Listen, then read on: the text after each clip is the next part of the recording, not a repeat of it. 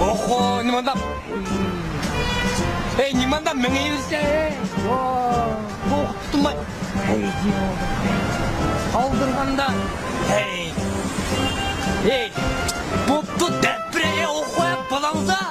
Bu da aksi 6. kısım. Assalamu alaikum. Hayırlı seher. Adaş ben bir şiir yazdım. Anla bakalım sen. İlk baka. Taş özden su taşsa, diyhan gelip kaşlaydı. Ündüdardan yatışsan bırak yürüp taşlaydı. Yaşayarken hava. Gece gezlettim Ben adaş. sana vacibim. Ya adaş ne görsem bulam ne? Ata sen baba dedim şehrinde dehşet yaksızcak. Ne pul çıkmaz söyle cuma. Ya adaş Cungo Halk Bankası kalatayım ya. Akşam adaş.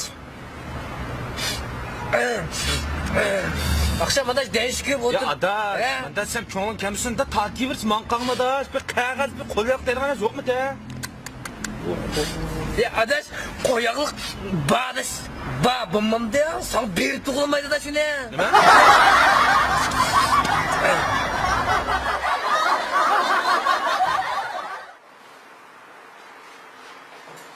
Bu son cevap bir bakımı.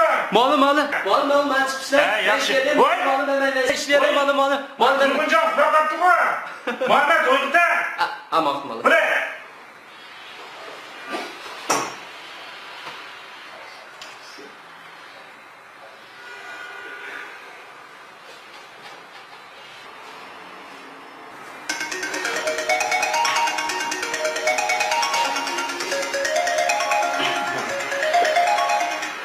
Merhaba.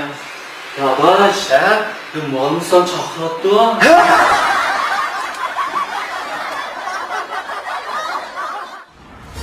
Ben yapıştım adam. Uzaklıkta süreçimizi aldıracak. Bu ne düşünüyorsun acaba? Arkadaşlar aldıracak. Bakın adaş düşsem şu vakla adaş bakla. Adaş.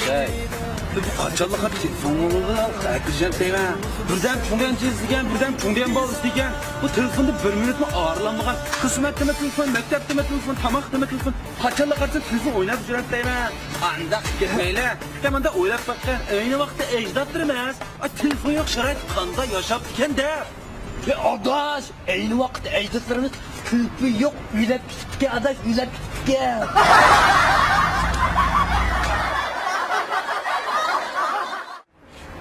Şu adaş, gün öykün dibine, kovak dehşetçi. Seni bu takdir, oyuna kadiganla sevinip de, şunla oynap yaptın he.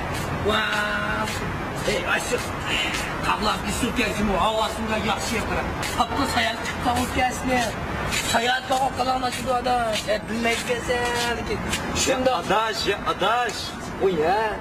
Oo, şu şımırdım şeket toxtuma gəq kilvetsə bir az gəq zamanda və bradan bir günə min yağız gəq ölüdəydi. Və bu yanğa nə çıxdın bilət boldun sən.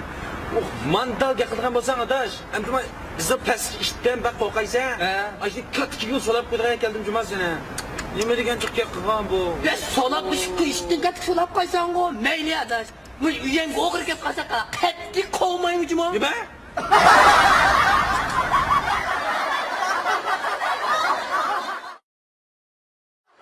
Mina kontumur keserlikleri bilen her yıl eğişme keserliklerini alâhide menfaat kılıp içeydeki zehre ayda imniyet gücünü aşırıdır. Sağlamlığınız üçün tədqiqatımız toxtab qalmaydı. Sağlamlıq dostunuz Kəpə.